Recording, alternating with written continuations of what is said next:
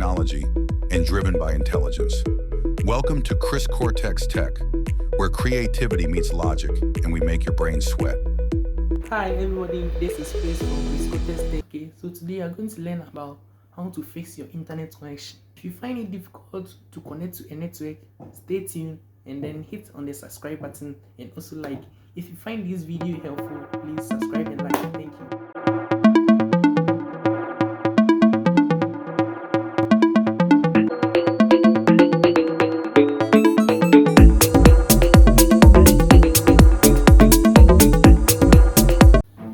Okay, so let's begin.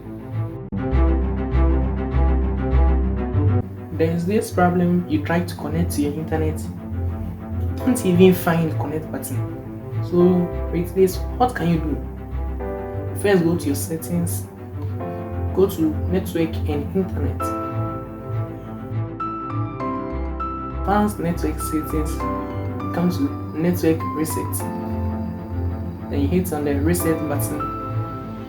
You accept to reset your network. Here we go. So it's going to give you a prompt. Okay, so it's here. 5 minutes. The PC is going to shut down, and after it's reboot, everything is going to be brand new. The network adapters are going to be reinstalled.